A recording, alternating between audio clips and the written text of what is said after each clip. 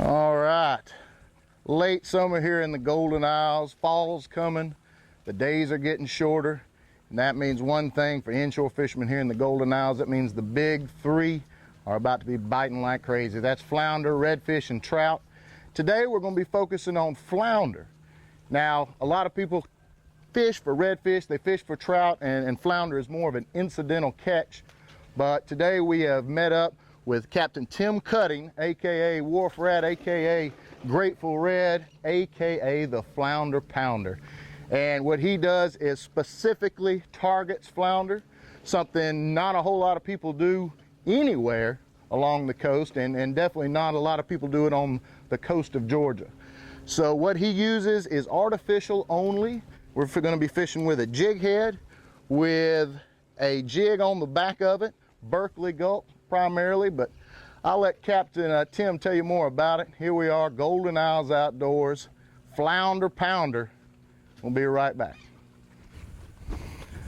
Captain Tim, how's it going? How you doing, Pate? Doing good, doing good. Well, what are we going to catch today? We're going to target flounder, and we're going to catch some flounder. All right. We're going to use artificial only. What kind of bait are we going to be using? You show me that real quick. I love these Berkeley Gulp 4-inch swimming mullet, and mostly I use white, but we'll also switch it over to chartreuse. Gotcha. Yeah, so you like the white? I do like the white for flounder. White, even the Carolinas traditionally, the first flounder they would catch, they would cut his belly.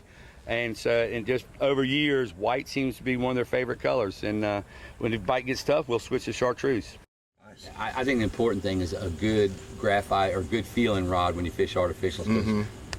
That's a 32-inch redfish. Gotcha. And Yeah. that's him spitting it out. So, I mean, you got it, boom, boom. I always tell people it's free to set the hook, you know.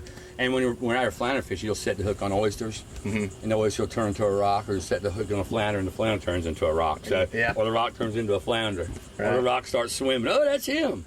But a lot of people, you've ever been fishing, you know, you come up and there's a flounder, and I'm like, whoa, I got a flounder. By the time you grab the net, he wallows and he just came off. You gotta get that hook through his face. So even when I feel him swimming a little bit, I'll pop him. I'm ready. I like filming, but I like fishing even better. Let's hit the water and let's go try to catch some fish.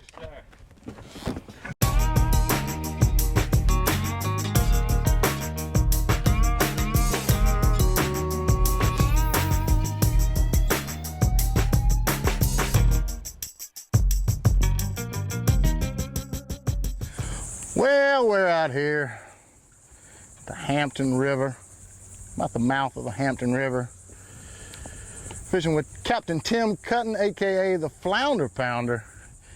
He's developed this method of catching flounder that does not require any bait, so artificials only. Hopefully we'll be able to put a couple nice flounders in the boat, maybe have some crab stuffed flounders tonight.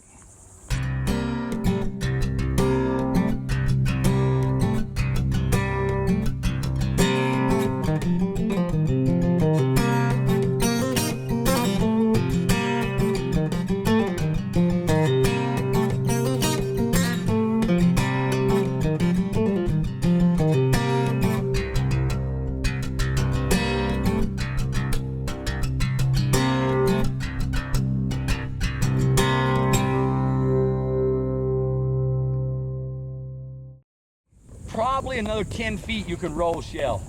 And most of them off there, you know, off the shell, you'll be able to roll it. I point right at it like this and just kind of pull back and the shells roll.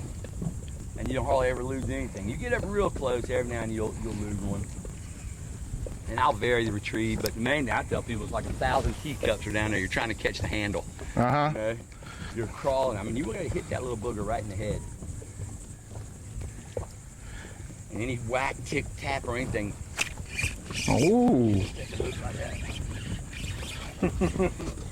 There's number one.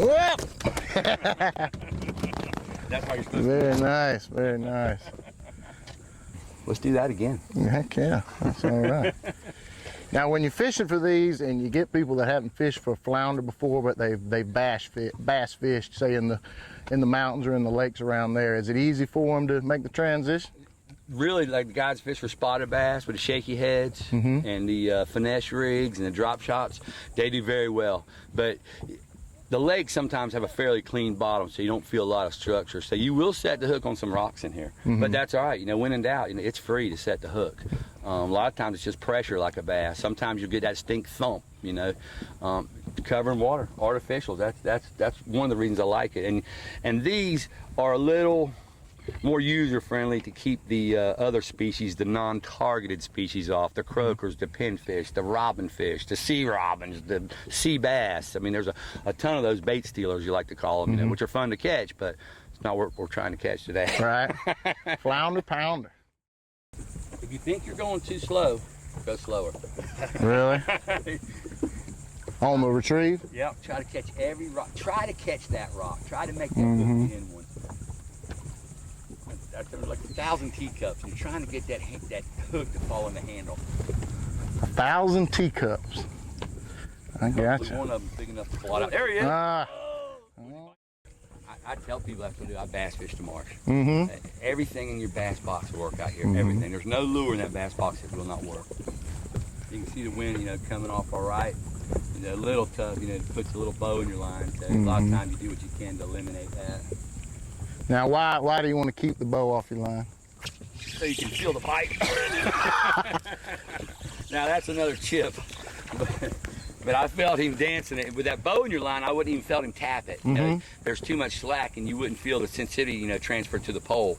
So we'll let him grow up. But that sensitivity is everything. And if live bait, you know, the equipment, you can be a little more economical because they're going to eat it. But with artificials, you know, do what your wallet can stand. But you know, it does make a difference. Yeah, that's a little better one. That's a good one. Keep them underneath the water. All right. The bill dancing. Woohoo! Give it about 6 inches. Flounder pounder coming home. Yeah, buddy. Very nice. Very nice. That's a good one there, Pate. There we go. Yowza, yowza. And that is a nice little flounder. That's what we're looking for.